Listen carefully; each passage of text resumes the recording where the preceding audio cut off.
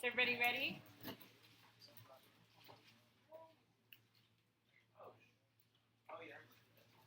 Yeah. So what I'd like to, this is the same lecture, and we'll just wrap it up here real quick. So let's talk about the energy involved in phase changes.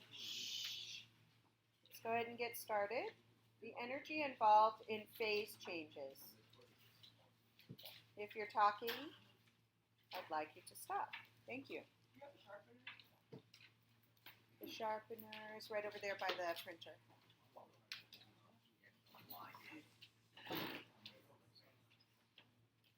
So a phase change. A phase change is like going from, let's say, a solid to a liquid.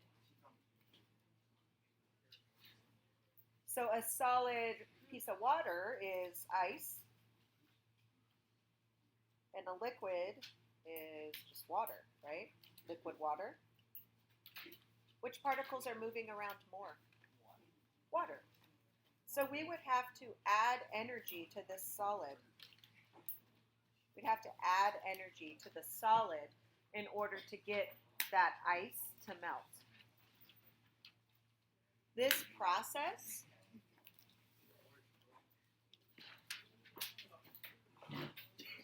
hey folks, I feel like there's an awful lot of side conversations happening. Let's be present, let's be in class, let's be focused. So when you have to add energy, so when you add energy to a system, and in this case it would be like an ice cube, that's the system, you call this, here I'll write it in green, an endothermic process.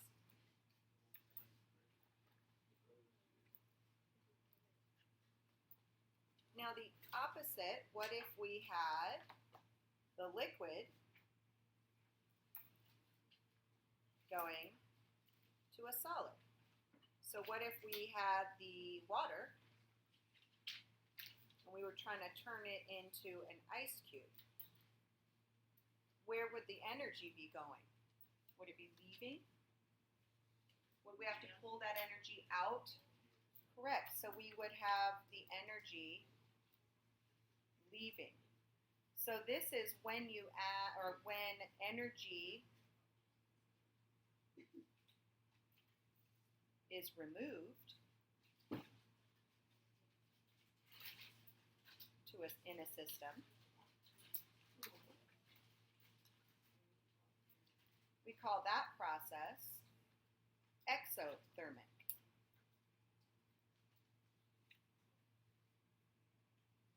Exothermic process. You guys may have heard these prefixes before. Endo and exo. Endo means in. Exo means out. And what does therm mean? Cold. Temperature. Temperature, yeah, heat, temperature.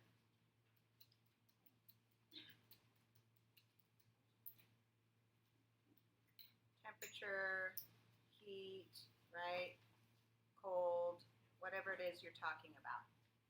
So if you're talking about an endothermic process, you're talking about putting energy in. If you're talking about an exothermic process, you're talking about removing the heat. So endo and exo, you guys probably have heard of those in biology. Remember talking about an endoskeleton or an exoskeleton? Bugs have exoskeletons, right? Yeah. Bugs have exoskeletons. They have hard shells. We have an endoskeleton. Our hard shell is not on the outside. We have hard bones on the inside. That's our structure. So bugs' structure is on the outside of their body, exoskeleton. Humans, mammals, even snakes and lizards, their structure is on the inside of their body. Okay?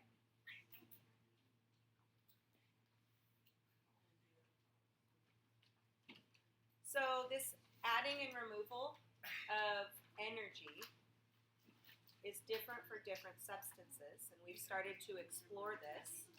We call that specific heat. So let's talk a little bit more about specific heat.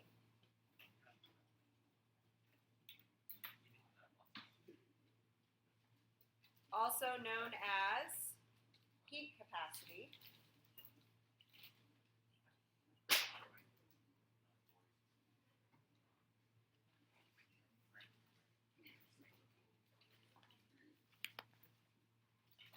So by definition, the specific heat or heat capacity, those words are used interchangeably. They mean the same thing. And what it is, it's the amount of heat, or the amount of energy, sorry,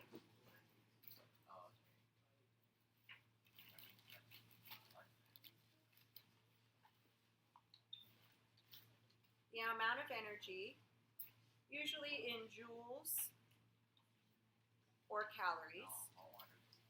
If you're talking, by the way, this is for the whole world to hear because I'm recording this lecture, so they'll be hearing you.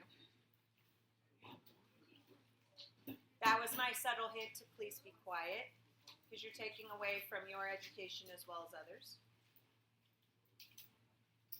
Specific heat is the amount of energy in joules or calories required to change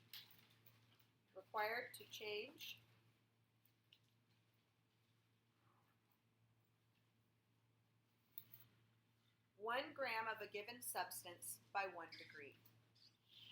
So the amount of energy in joules or calories required to change 1 gram of a given substance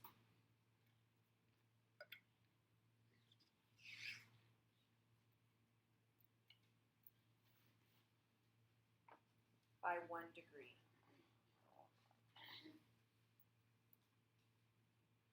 And that's Celsius. The units involved are what we call a derived unit. They're a relationship of multiple units. So the units of specific heat are joules per gram degrees Celsius, or it would be calories per gram degrees Celsius, right? Because you've got 1 gram of something, you're trying to raise it 1 degree. The question is, how much energy would you need to give it? Remember, energy is in joules or calories, typically. Joules and calories, just like inches and feet. You just convert them. No big deal. So I'd like to give you some examples of different substances. So examples of specific heat. Yeah,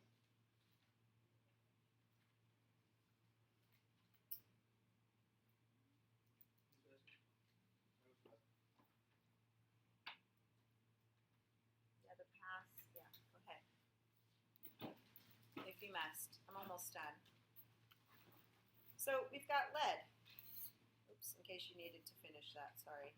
We've got lead. The heat capacity for lead, if you had 1 gram of lead and you're going to raise it 1 degree, it would take 0.128 joules of energy to raise 1 gram 1 degree Celsius. There's lead. Interestingly enough, gold is 0.129. It's very similar.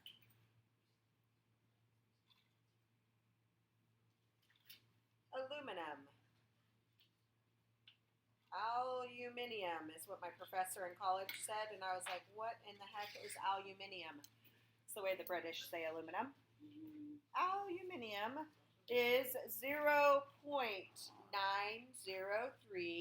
joules per gram degrees Celsius. Notice that if you were to compare gold versus aluminum, it would take more energy to heat up the aluminum than the gold. And then you've got water.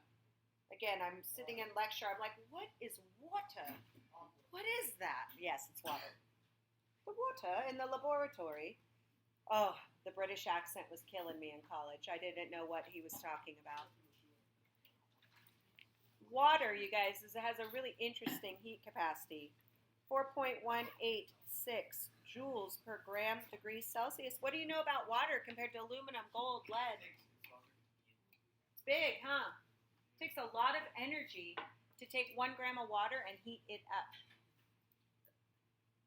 So, aluminum. We are familiar with aluminum foil. We use it often in our kitchen. It takes 0.903 joules of energy to heat it up, 1 gram of it. In fact, as fast as it heats up, it also releases that energy quite quickly. You know this if ever you've cooked and you've touched aluminum right out of the oven. You can touch it almost instantly because it does not hold on to energy very quickly. It's only got 0.903 heat capacity. It makes it great for cooking. Also, if you've opened up that oven and you're wearing gold jewelry, maybe something kind of large, like a larger medallion, and you're bending down to open up the oven, the heat like hits your gold jewelry, and you're like, oh my God, it's hot. Wow.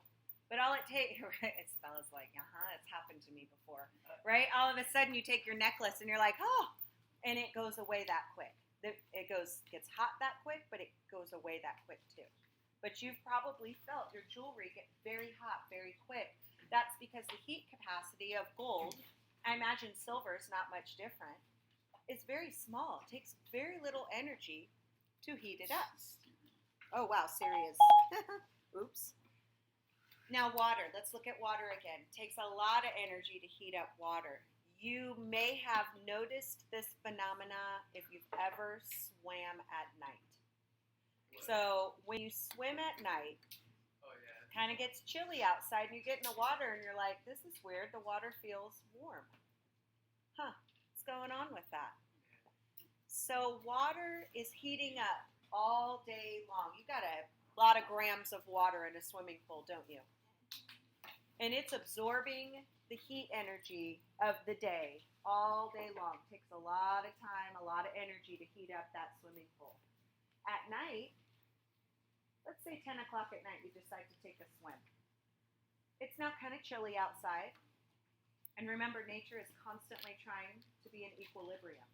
So that warmer water is like, I've got to equalize to the outside temperature, so I need to start releasing the energy. Well, when you get in the swimming pool, you are feeling the release of the energy. That's why it feels warm.